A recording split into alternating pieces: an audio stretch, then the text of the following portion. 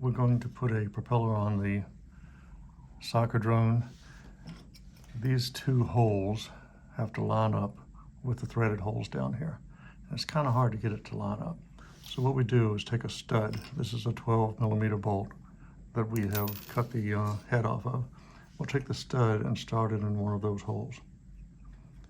And after we do that, we can actually slide the prop down over that hole, over that stud rather, and line it up on the,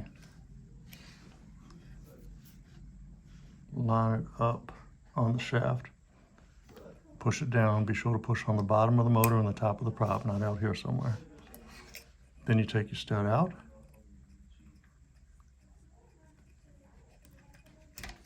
And put two of the actual screws into the holes.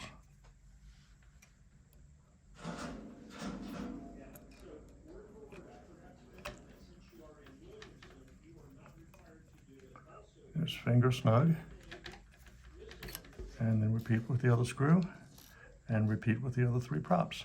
That's it.